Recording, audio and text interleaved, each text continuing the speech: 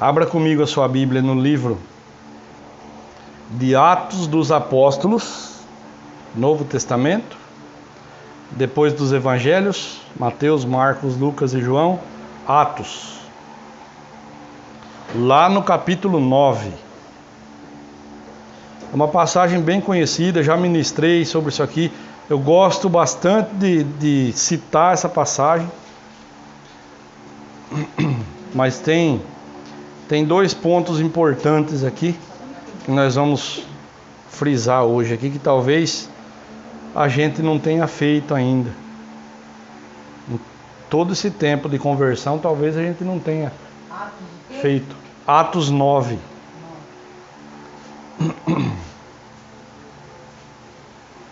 Vou fazer uma leitura rápida aqui e depois a gente volta um pouco. Diz assim: E Saulo, respirando ainda ameaças e mortes contra os discípulos do Senhor, dirigiu-se ao sumo sacerdote e pediu-lhe cartas para Damasco, para as sinagogas, a fim de que, se encontrasse alguns daquela seita, quer homens, quer mulheres, os conduzisse presos a Jerusalém. E indo no caminho, aconteceu que, chegando perto de Damasco, subitamente o cercou um resplendor de luz do céu. E caindo em terra, ouviu uma voz que lhe dizia: Saulo, Saulo, por que me persegues? E ele disse: Quem és, Senhor? E disse o Senhor: Eu sou Jesus, a quem tu persegues. Duro é para ti recalcitrar contra os aguilhões. E ele, tremendo e atônito, disse: Senhor, o que queres que eu faça? E disse-lhe o Senhor: Levanta-te e entra na cidade, e lá te será dito o que te convém fazer. E os varões que iam com ele pararam espantados, ouvindo a voz, mas não vendo ninguém. E Saulo levantou-se da terra e, abrindo os olhos, não via ninguém. E guiando-o pela mão, o conduziram a Damasco. E esteve 3 dias sem ver, e não comeu e nem bebeu. E havia em Damasco um certo discípulo chamado Ananias. E disse-lhe o Senhor em visão: Ananias. E ele respondeu: Eis-me aqui, Senhor. E disse-lhe o Senhor: Levanta-te e vai à rua chamada direita, e pergunta em casa de Judas por um homem de Tarso chamado Saulo, pois eis que ele está orando. E numa visão ele viu que entrava um homem chamado Ananias e punha sobre ele a mão, para que tornasse a ver. E respondeu Ananias: Senhor, de muitos ouvi acerca deste homem, quantos males tem feito aos teus santos em Jerusalém. E aqui tem poder dos principais dos sacerdotes para prender a todos os que invocam o teu nome. E disse-lhe, porém, o Senhor: Vai, porque este é para mim um vaso escolhido para levar o meu nome diante dos gentios, dos reis e dos filhos de Israel. E eu lhe mostrarei o quanto deve padecer pelo meu nome. E Ananias foi e entrou na casa, e impondo-lhe as mãos, disse: Irmão Saulo, o Senhor Jesus, que te apareceu no caminho por onde vinhas, me enviou, para que tornes a ver e sejas cheio do Espírito Santo. E logo lhe caíram dos olhos como que umas escamas, e recuperou a vista, e levantando-se foi batizado. E tendo comido, ficou confortado. E esteve Saulo alguns dias com os discípulos que estavam em Damasco. E logo nas sinagogas pregava a Jesus, que este era o Filho de Deus. Todos os que ouviam estavam atônitos e diziam: Não é este o que em Jerusalém perseguia os que invocam esse nome? E para isso veio aqui, para os levar presos aos principais dos sacerdotes? Saulo, porém, se esforçava muito mais e confundia os judeus que habitavam em Damasco, provando que aquele era o Cristo. Quem era então o Saulo? Vamos relembrar. Saulo era discípulo de Gamaliel, um dos principais dos sacerdotes, e ele era estudioso do livro da lei. Ele era simplesmente doutor na lei. Era aquele cara que estudou, que sabia decor e salteado, da frente para trás e de trás para frente. Alguém perguntava alguma coisa para ele, ele já respondia dentro, né, da palavra e citava aonde que estava escrito, o porquê daquilo. Então pensa numa pessoa que sabia o que estava falando. Só que no entender dele, ele sabia também o que estava fazendo, né? Dentro da lei de Moisés, dos 5 primeiros livros da Bíblia lá, ele sendo doutor, para ele tudo o que ele fazia estava certo. Todas as atitudes dele estavam corretas. Só que o que ele interpretava? Que Jesus era um líder de uma nova seita. Que tudo o que estava acontecendo ali, tudo o que tinha acontecido algum tempo antes, eles estavam fazendo de acordo com a palavra, de acordo com a lei de Moisés, e tudo o que eles fizeram estava correto. Mas por que ele achava isso? Ele era doutor na lei, mas Jesus veio para quê? Para abolir a lei? Não, ele veio para que a lei se cumprisse, né? Sabia mais da lei Saulo de Tarso ou Jesus? Sabia mais Jesus, né? Então ele mesmo falou, eu não vim para abolir a lei, eu vim para que ela se cumpra. Muita coisa que aconteceu com Jesus ali, a Bíblia cita, que foi assim para que se cumprisse o que estava escrito, não é? E o Saulo, por não conhecer Jesus, por conhecer a lei, ele interpretava que tudo o que ele fazia estava correto e que ele estava fazendo um serviço a Deus, perseguindo os cristãos, matando, né, açoitando, como ele fazia. No entendimento dele, ele estava sendo perfeito, ele estava fazendo tudo como tinha que ser feito. Até que chegou o momento então que Estevão foi apedrejado e ele assistiu a tudo ali. Ele foi conivente com aquilo, viu Estevão ser morto, apedrejado. E no início da nossa leitura, como que começa aqui? Ó, e Saulo, respirando ainda ameaças e mortes contra os discípulos do Senhor. O que ele fez? Ele foi até a sinagoga, o sumo sacerdote, e pediu cartas. Então ele foi para Damasco. Para que eram essas cartas aqui? Ele chegava lá, podia ser a maior autoridade que fosse. Saulo chegou com a carta do sumo sacerdote, quem mandava era ele. Aquela carta dava total, carta branca para ele fazer o que ele quisesse aonde ele chegava. Então ele chegava lá, alguém contestava, está aqui a carta do sumo sacerdote. Então ele que era o dono da situação ali. E o que ele fazia? Ele prendia, ele mandava para Jerusalém.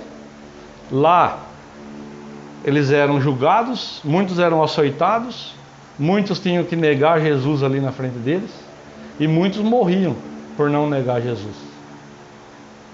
Então ele aqui, ó, respirando ainda ameaças e mortes contra os discípulos do Senhor, com essas cartas para se dirigir a Damasco, para prender todo mundo ali, né? É cristão? É seguidor de Jesus? Está preso. Vai preso para Jerusalém. Antes que ele chegasse, Jesus interviu na situação. Jesus não permitiu que ele chegasse lá para fazer mal a mais ninguém. Olha o que diz. E indo no caminho, aconteceu que, chegando perto de Damasco, subitamente o cercou um resplendor de luz do céu. E caindo em terra, ouviu uma voz que lhe dizia: Saulo, Saulo, por que me persegues?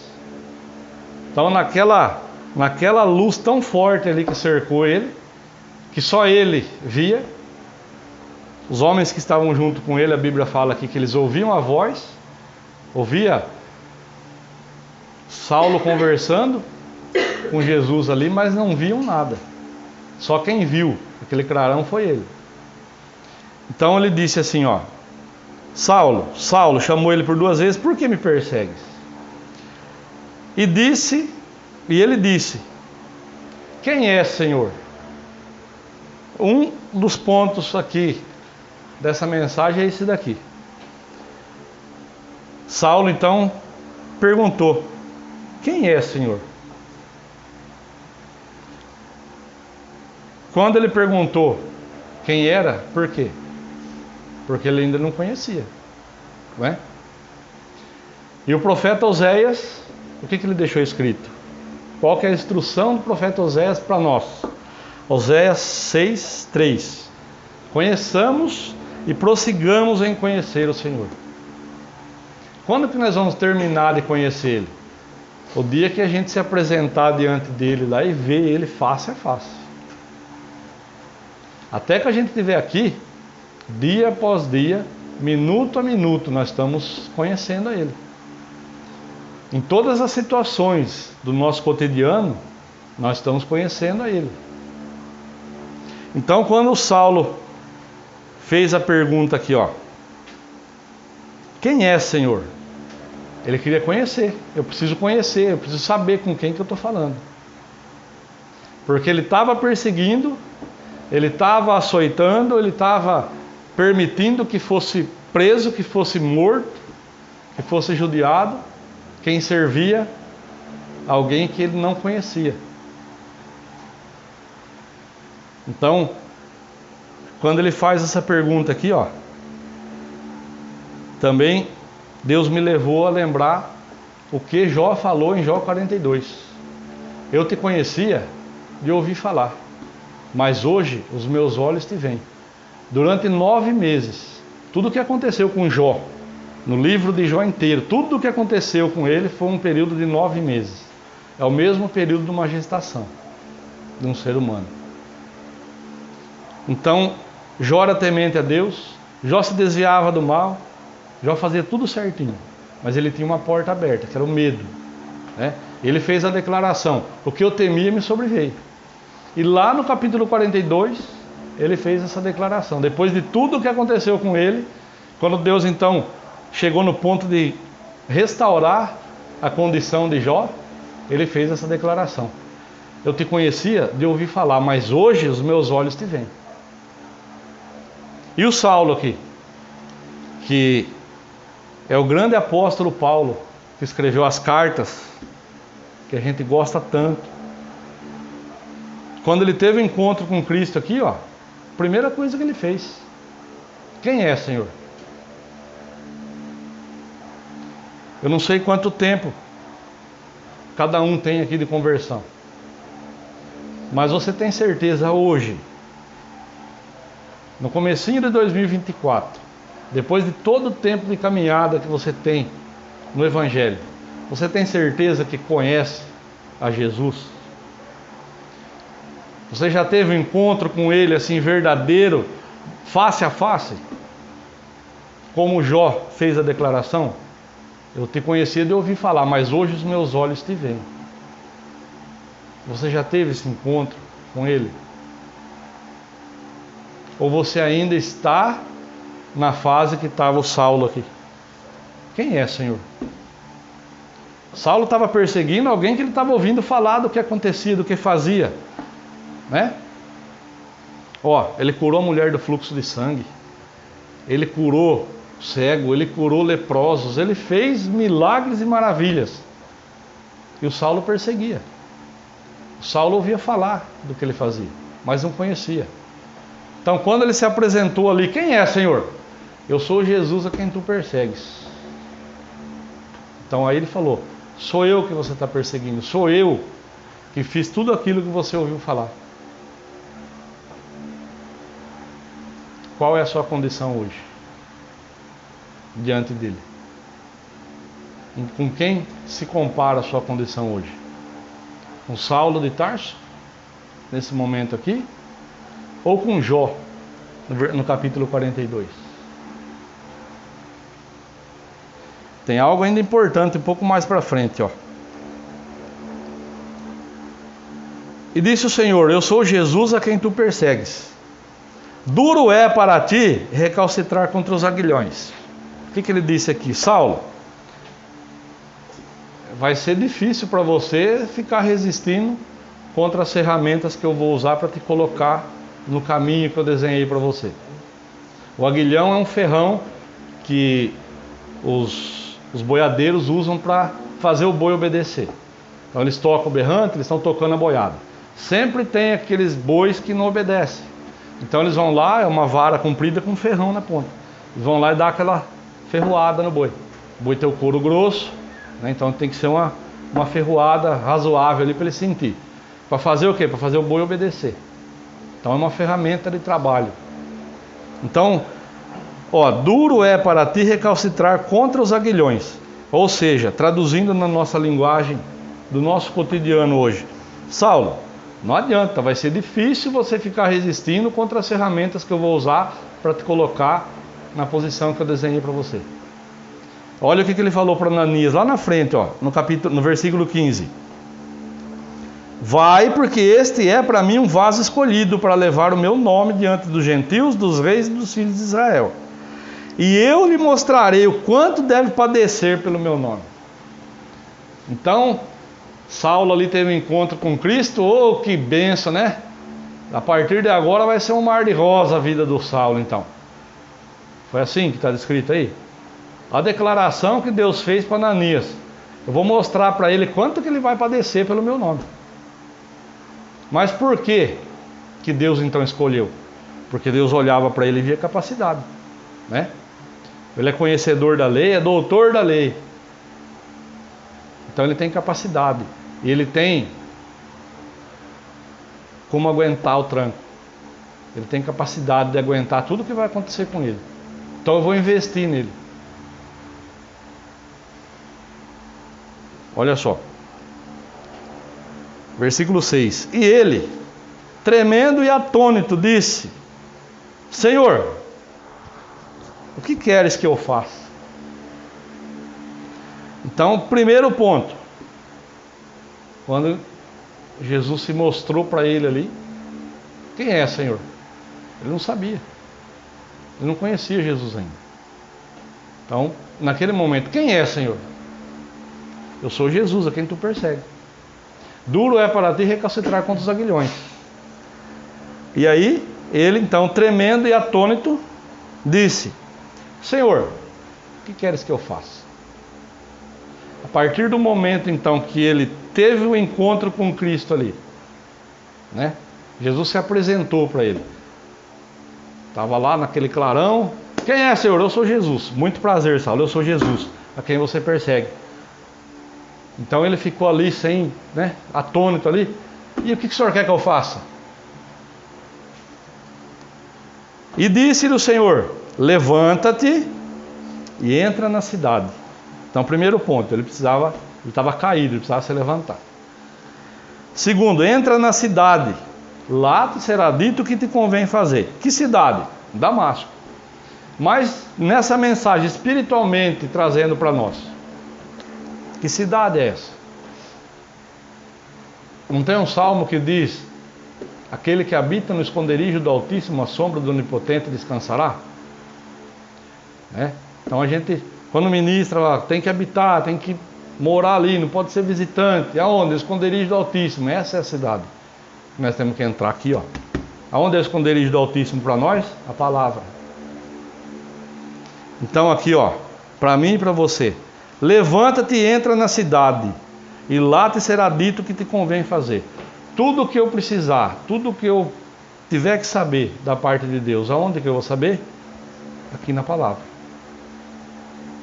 Só que algo importante que eu falei, 2 pontos importantes, né?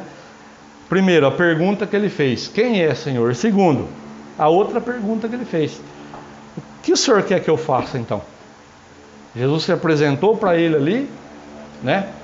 Falou para ele que não adiantava ele ficar resistindo, porque ele foi escolhido ali, né? Então Jesus se apresentou para ele. E agora então ele perguntou: e o que o Senhor quer que eu faça? Isso, para mim e para você, é algo que nós temos que fazer diariamente. Primeiro eu perguntei: qual que é a posição sua hoje, né? se compara com a de Saulo? Quem é, Senhor? Ou se compara a Jó? Antes eu te conhecia de ouvir falar, mas hoje os meus olhos te veem. E agora? Diariamente na sua vida, desde o momento da sua conversão, desde quando você aceitou Jesus como Senhor e Salvador da sua vida, você tem feito do seu dia, você tem agido da maneira que Ele quer? Porque quando nós aceitamos a Ele como Senhor e Salvador da nossa vida, automaticamente as minhas vontades ficam então em segundo plano, correto? Se Ele é Senhor da minha vida, é Ele que manda na minha vida. Então Ele fala, eu faço. Ah, mas na minha vontade é essa, mas qual que é a vontade do Senhor então? A vontade do Senhor vem primeiro. É Ele que sabe o que é melhor para mim. Ele que vai me mostrar o melhor caminho para mim trilhar. Então essa segunda pergunta que Saulo fez então para Jesus aqui no momento que ele passou a conhecer então Jesus pessoalmente ali, nós temos que fazer disso esse questionamento no nosso dia a dia, em todas as situações. Senhor, o que o Senhor quer que eu faça? Diante disso, Senhor, o que o Senhor quer que eu faça? Diante do que está acontecendo, Senhor, o que o Senhor quer que eu faça?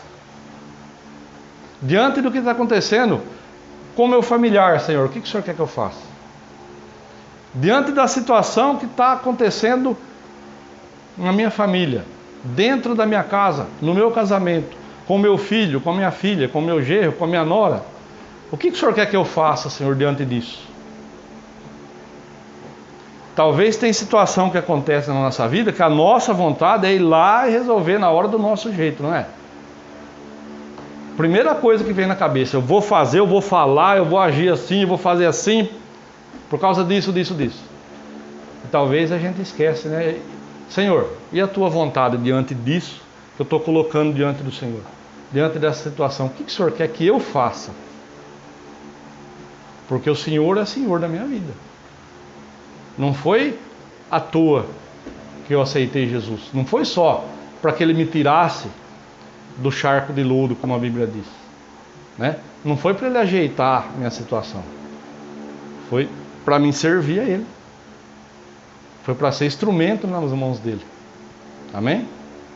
Ele resgata, Ele recupera, Ele muda a situação, Ele transforma, Ele muda tudo. Desde que a gente permita, né? E aí, cabe a nós então agir dessa forma. Senhor, o que o Senhor quer que eu faça? Amém? Hoje, eu me lembrei ainda meditando aqui nessa mensagem, eu me lembrei de um trecho de uma pregação que eu assisti uns dias atrás, que o pregador ainda falou assim, ele falou assim, ó, tem muita gente que conhece um Jesus que vai fazer, que vai restaurar, que vai dar isso, que vai dar aquilo, que vai dar aquele outro, né? Tem muita gente que vai se frustrar com Jesus.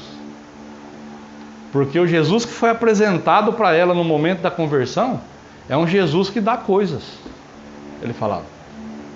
É um Jesus que abençoa, que restaura, que transforma, que dá de volta tudo que o diabo tirou, que dá casa, que dá carro, que dá isso, que dá aquilo. Ele falou, mas no dia do arrebatamento vai ter muita gente que vai se frustrar com Jesus, porque Jesus não faz dessa forma. E aí ele citou essa passagem no vídeo dele. Saulo de Tarso, a primeira coisa que fez quando teve um encontro com Jesus foi perguntar, o que o Senhor quer que eu faça? E aí, nós vimos aqui no final da leitura que ele fez o quê? Quando Ananias orou por ele, caiu as escamas dos olhos, ele se alimentou, né? Ele ficou alguns dias ali junto com os discípulos que estavam em Damasco, mas alguns dias depois ele estava fazendo o quê? Estava na sinagoga pregando a Cristo já. Ele não foi terminar uma missão que ele estava fazendo, ele não foi conversar com o sumo sacerdote, ele não foi pedir conselho para ninguém, ele não foi fazer nada do que ele fazia. Quando ele teve um encontro com Cristo, a vida dele mudou. Foi um giro de 360 graus. Nós não vemos, a partir desse momento aqui de Atos 9, Saulo fazendo mais nada do que ele fazia antes. Pelo contrário, ele começou a pregar. E aqui diz assim na Bíblia, ó: Saulo, porém, se esforçava muito mais e confundia os judeus que habitavam em Damasco, provando que aquele era o Cristo. Então, no momento que ele teve o encontro com Cristo ali, né, primeiro ele procurou conhecer, em seguida, então, e agora? O que o senhor quer que eu faça? E a partir daí ele começou a obedecer, ele começou a pregar, ele começou a fazer a obra. Então, imagina comigo tudo que a gente sabe do apóstolo Paulo a partir daqui. Se ele tivesse falado assim: Senhor, o que o senhor quer que eu faça? E Jesus falar para ele aqui, ele falar: mas só que eu tenho que voltar lá para a minha cidade, lá eu tenho que sentar, conversar com o sumo sacerdote, afinal de contas, eu sou discípulo de Gamaliel, sou doutor na lei, então o senhor sabe, né? Eu tenho que honrar com meus compromissos. Ele não fez. Ele largou para trás a vida dele que ele levava, ele deixou para trás nesse momento. E nós, vou falar de mim, vamos me colocar na brecha aqui. Eu, com esses 12 anos de conversão, se de lá de quando eu aceitei Jesus, se a minha vida não mudou, eu tenho que aceitar Jesus de novo. Eu tenho que me converter outra vez. E a partir de lá para frente, eu tenho que deixar de lado tudo o que eu fazia. Aquilo não faz parte mais da minha vida. A partir daquele momento, tudo que eu fazia lá atrás, eu falava hoje na hora do almoço, até conversava com a Ana. Eu tinha uma fama lá atrás de espertinho, de rolo. E eu falei para ela, e eu não perdi a oportunidade. Deixasse uma oportunidade, eu furava o olho mesmo, 2 dedos cada lado. Se hoje eu continuar fazendo dessa forma, que conversão que é essa? Que Jesus foi esse que eu conheci? Hoje eu compro, eu vendo, dentro da lei, bonitinho, como tem que ser. É errado eu comprar algo por 10 e vender por 20? Não. Isso se chama comércio. Não é errado. Errado é eu comprar algo por 5, que não prestava, e vender por 20. Comprar por 10, vender por 20, mas não presta. Eu vou estar furando o olho da outra pessoa. Isso é errado. Se eu continuar fazendo isso, que Jesus que é esse que entrou na minha vida, que não mudou isso. Hoje, eu paro para pensar no que eu fazia, no que eu falava, no modo de falar meu, no modo de agir. E eu tenho nojo. Eu sinto nojo de lembrar como que eu era. Da maneira que eu tratava meus filhos, da maneira que eu tratava minha esposa. Quem quiser perguntar, eles estão aí. Pode perguntar, eles estão aí, ó. Tá aí o Guto, tá aí a Ana, tá aí a Sueli. Como que eu era, como que eu sou hoje. Tem que melhorar? Muito. Só que eu tenho me esforçado diariamente. Muitas coisas eu deixei para trás naquele dia. Naquele dia ele já abriu para mim, já me mostrou tudo que não fazia parte mais da minha vida a partir daquele momento. Então, se hoje eu continuar fazendo as mesmas coisas que eu fazia, que Jesus que é esse que eu conheci? Que conversão que é essa? Não é conversão, é convencimento. Conversão, a gente muda de direção e pronto, aquilo acabou, é passado, ficou no mar do esquecimento. Só vai servir de testemunho. Como eu era, como eu sou. Como eu falava, como eu falo. O que eu fazia e o que eu faço. Mas se alguém chegar, mas você faz isso hoje que você fazia lá. Tem que mudar. Eu não tenho deixado ele ser senhor da minha vida. Amém? Então, ó, a primeira pergunta dele: quem é, Senhor? Porque ele queria conhecer. Eu preciso conhecer. Eu só conhecia de ouvir falar, mas eu preciso saber quem é esse Jesus. Então, a primeira coisa que ele fez: quem é, Senhor? Logo em seguida: Senhor, o que o Senhor quer que eu faça? Então eu quero que você guarde isso no seu coração. Principalmente, segunda pergunta que ele fez para Jesus aqui. Em todas as situações do seu cotidiano, todas as vezes que acontecer algo, que tiver alguma surpresa, alguma mudança, alguma coisa: Senhor, o que o Senhor quer que eu faça? E quanto tempo demora para vir a resposta? Uma fração de segundos. Se você está ligado com Deus, tem orado, tem andado em espírito, você vai acabar de fazer a pergunta, a resposta já vai vir. Senhor, o que o Senhor quer que eu faça? Ele já vai te direcionar. Amém?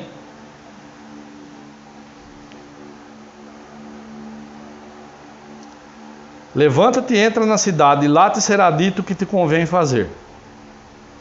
E os varões que iam com ele pararam espantados, ouvindo a voz, mas não vendo ninguém. E Saulo, levantando-se da terra e abrindo os olhos, não via a ninguém. E guiando-o pela mão, o conduziram a Damasco. E esteve 3 dias sem ver, e não comeu e nem bebeu.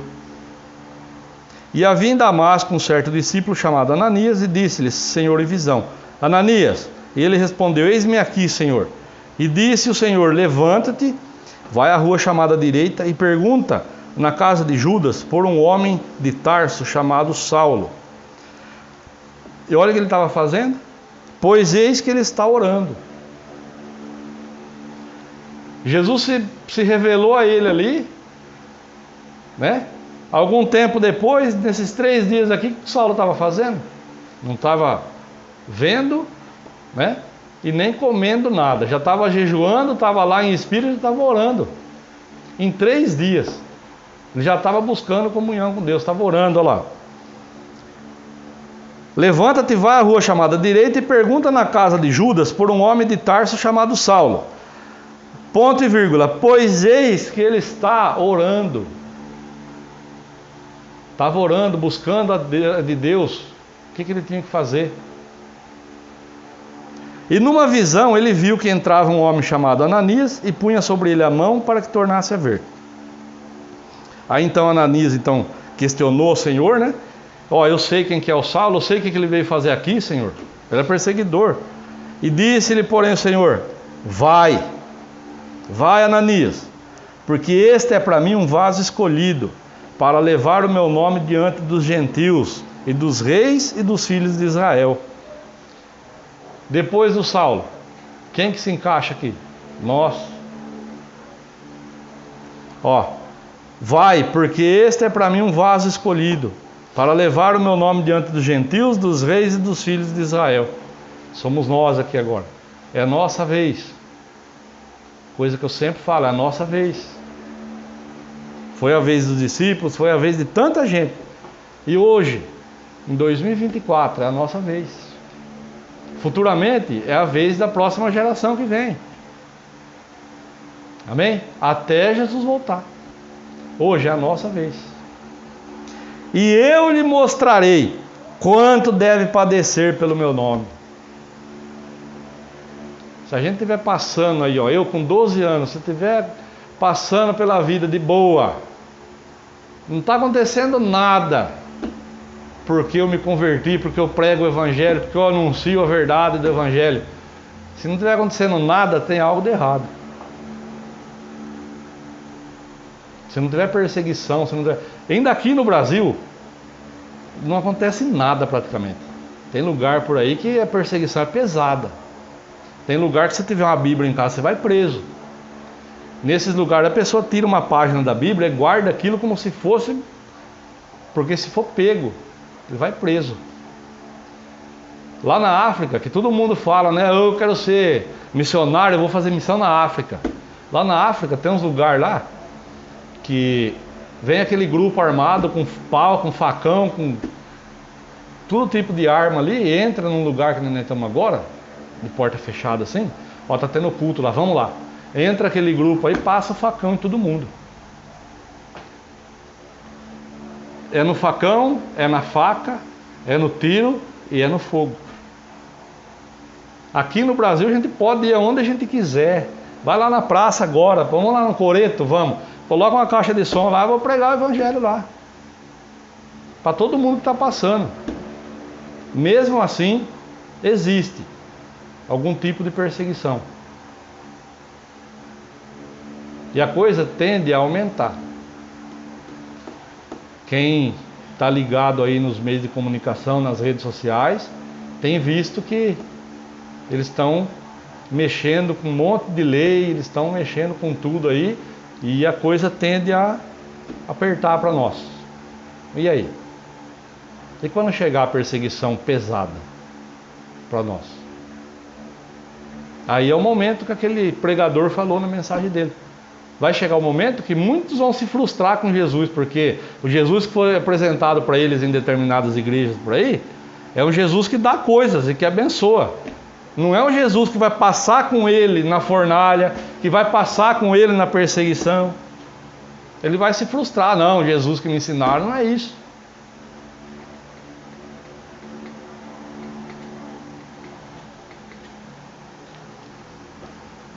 Versículo 16, eu vou ler ele de novo. Ó, eu lhe mostrarei o quanto deve padecer pelo meu nome. Então esteja preparado. Prega o evangelho em tempo e fora de tempo. Quer ouçam, quer deixe de ouvir. Mas esteja preparado. Amém? Esteja preparado, porque qualquer hora dessa, alguém vai te ridicularizar, alguém vai falar mal de você, né? Alguém vai expor alguma coisa sua. Por quê? Porque você está simplesmente querendo o bem dela, pregando o evangelho para ela, para tirar ela de determinadas situações. Quer que eu fale um pouquinho mais? Talvez até no meio da família. Talvez até dentro de casa. Pessoas do seu próprio sangue vão te ridicularizar. Vão te perseguir. Por quê? Por causa do nome de Jesus. Então esteja preparado. Amém? Estar com Cristo, como está na Bíblia aqui, é incomparavelmente melhor, né? Mas esteja preparado. Tem a carne e tem o osso também. Amém? Guarde isso no seu coração. Eu vou só terminar o trechinho aqui, ó. Ananias foi, entrou na casa impondo-lhe as mãos, disse: irmão Saulo, já tratou ele de irmão.